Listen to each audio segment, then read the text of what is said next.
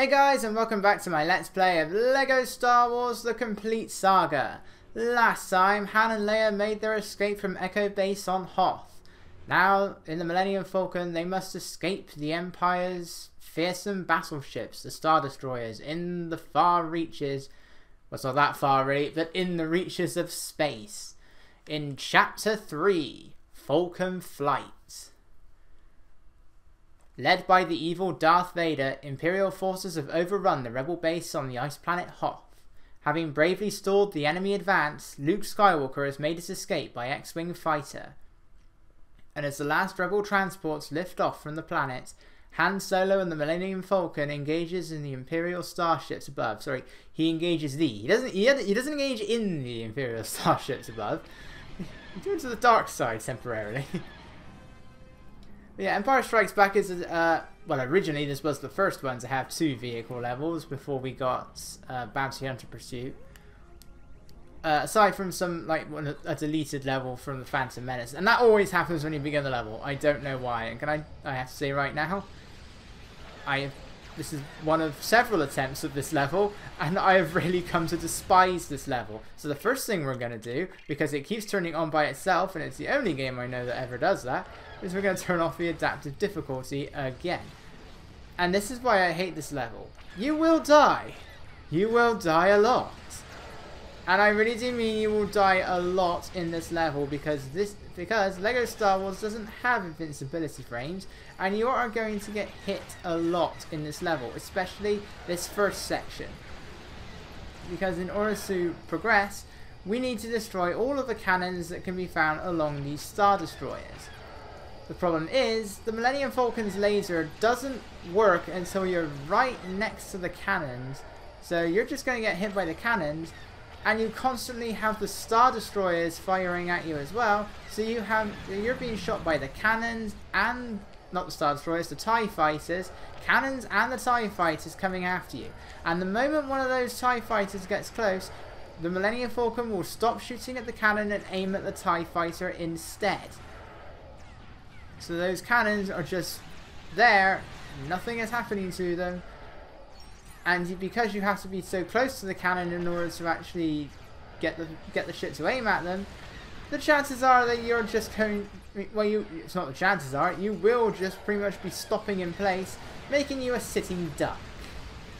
I hate this part of the level so much. And the rest of the level is not that great either. See, I mean, in that part it kind of makes sense, but you just have to get so annoyingly close to these cannons. And this is what happens. Look, I am right next to that cannon. Nothing is happening because it's just aiming at the Star Destroyers instead. We have like 3 guns on this ship, so I don't know why we can't just... Where are they going? How am I supposed to pick them up if they scatter in different... I am limited to the Y-axis. That's why this part is so frustrating. And there's going to be another section like this later on in episode 6, but thankfully we're not shooting the cannons in that one. And we actually have to aim at the I don't even want to say Star Destroyer. I mean, we do have to aim at the Star Destroyers. But what I mean to say is that we're aiming for the TIE Fighters. You're not actually going into an asteroid field. Sir, the odds of surviving an asteroid field are 2 to 1. Never tell me the... Oh, really? Oh, actually, that's not bad. No, let's keep going. Right, this level is an absolute pain to get the true Jedi... Whoa! Is an absolute pain to get the true Jedi in, because you have to destroy these asteroids. That gives you studs. How many studs do you get from the asteroids? Depends on the asteroid, and depends on how many times you've destroyed it. You may get no studs the first time, and then you just think, oh, well, this is clearly not going to give me any studs. There's no point in destroying it again. Yes, there is. It will give you studs the second time round, for some reason. The studs may appear in a completely different place, and part of that is because when you shoot an asteroid, it pretty much then breaks up into like 4 other asteroids. And the best way, and what I found to be the best way of getting studs, is to destroy every bit of the asteroid. but the studs will only come out of 1 or 2 sections of it. This part is a real pain, and it's the same with the torpedoes. How many asteroids have I destroyed now, and I've only got 1 torpedo? And we need these torpedoes. This level will require a little bit of backtracking. I hate the structure of this. And this never happens in LEGO Star Wars 2. In LEGO Star Wars 2, you just have to shoot the asteroid. The first time round, and then boom, you get studs. And then you'll get a few more studs for each section you shoot. Not here, not in the complete saga. So I hate this part. And this is the rest of the level right here. This is all we're doing. Just flying through the asteroid field. That giant worm thing is here, but it's only a little optional area you can go into. It's one of those double score zones. You don't have to fly into it here. There is a mini kit inside. But you're not forced to fly into it. We never actually physically see it from the outside. We just get that. We just see its mouth. And we don't have all of those weird other creatures living inside its mouth either. No, it doesn't get much. It doesn't get much of a role. How come I never get any lines in these things? Shut up, Meg. See, my main issue with this part of the level, is that when these meteors or asteroids, whatever you want to call them, when they break up, they're breaking up into like a bunch of other asteroids, all of which you can run into. Whoa, frame rate. That's the big problem with this level. It just each asteroid you're breaking apart is then just going to turn into a bunch of other asteroids. These things give you studs, but if you fly, you're gonna have to take that hit if you want those studs, because there's no way of not getting damaged there. It seems anyway. I was sort of hugging the wall for a long time and nothing was happening.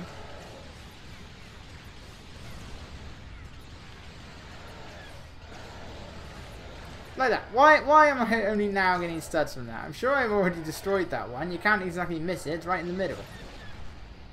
Like I said, you can't exactly miss it. He says as he gets hit by it. I didn't mean you can't miss it in that sense. Where did that one come from? See, sometimes they just appear a long way from the meteor. Fire, damn it. Right. You have to do this like 3 times. Yeah, there's like 3 sections of this. It's honestly, it's not a very interesting level, both in terms of what you're doing and from an aesthetical viewpoint. You know, it's just a load of grey. That first section may be really annoying, but at the very least, it's a little bit more interesting in terms of how it looks and what you're doing. Here it's just, how many studs can you have by the end of the level? It won't be too many. Pick up the blue one, please.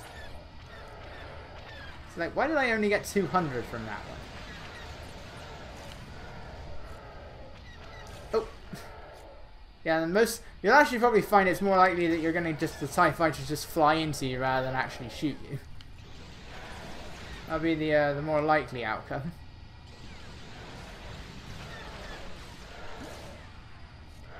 I mean, granted, if I can fly into the asteroids, and it will break the small bits apart.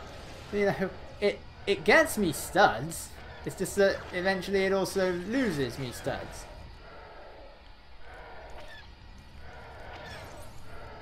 Why don't I remember all of the TIE fighter pilots being kamikaze pilots? That seems to be the case here. I think the only way of getting studs from those ones is you have to physically shoot them. Or at least ram into them. You won't... It seems to be on and off with the ramming one, but if they just explode by themselves, you don't get anything. Although that seems to be the case sometimes anyway, so I really don't know. I don't know. That'll give me a blue one.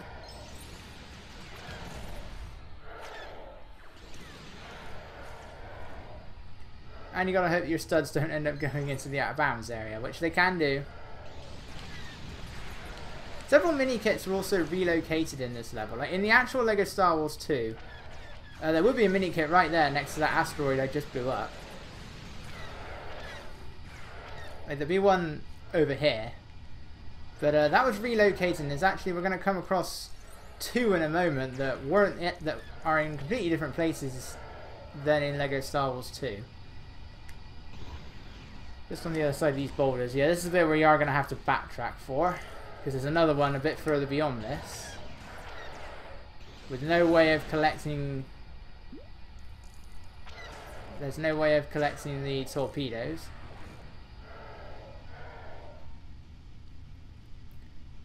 So, this isn't even the bit I'm talking about. There's another barrier. Another set of asteroids. Ow. But yeah, what determines me getting the torpedoes? I don't know. That one just exploded by itself. So I really don't know what happened there. And that one gave me 2. So I don't know. And then suddenly there was something. I already got a 3rd. I don't know where that came from either. But yeah, those things can go through those asteroids. And these are the 2 I'm talking about. These 2 things I can aim for here, they have mini kits in them here. Neither of them did in Lego Star Wars 1, Lego Star Wars 2. So I don't know why only now they've got torpedoes in them. That applies to both of them. It's so weird. Oh.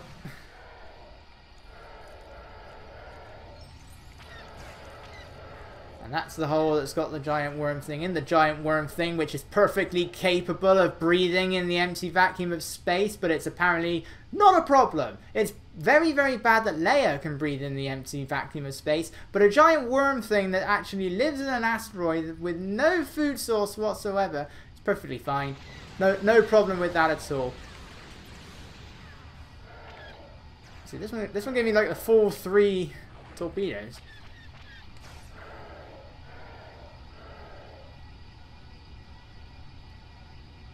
Yeah, this level, you kind of wish that there was like a boost button, but sadly there isn't.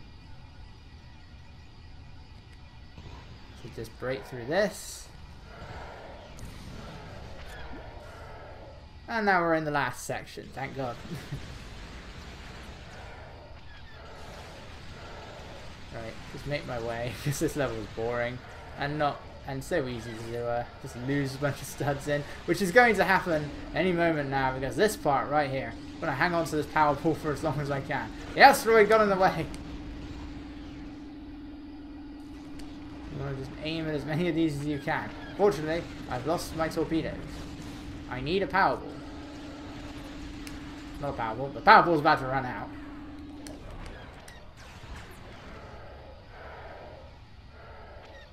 There's like a bunch of studs in this little corner that I can't get to because it just kills me if I try. Ah! You can get crushed, apparently.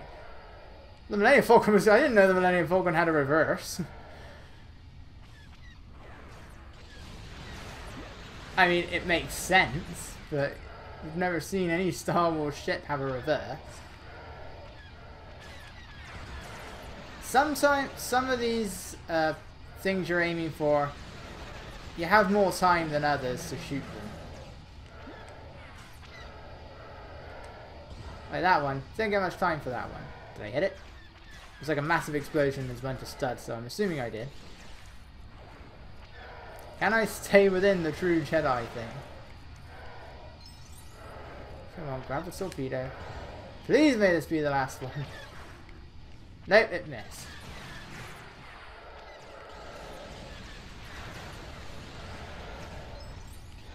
Where you go nuts and just fire at everything. Come on, that's got to be plenty of time. What was that? What was that? It just bounced around the asteroid and then didn't do anything. It was there. Why didn't it aim for it? You can't miss this, surely. Thank you. What was that? Studs. Hey, gets me more stuff. And there we go. That's the level. What happened right at the end there? No, no, no! I don't want to. I don't want to go into this. I mean, you die anyway.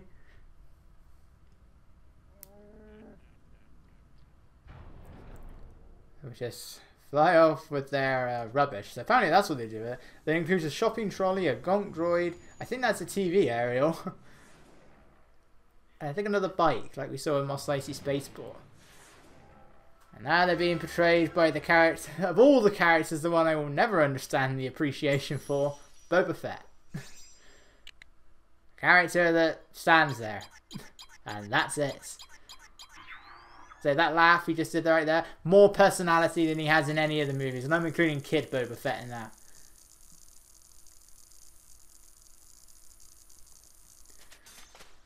Anyway, we'll be seeing Boba Fett a bit later on. We got 50! 109? Yeah, 109 to go. I can count. Alright, well, now we've sort of seen things from Han and Leia's perspective. Time to switch out to Luke, and we all know where he's going. He's heading to the Dagobah system. So I will see you guys then.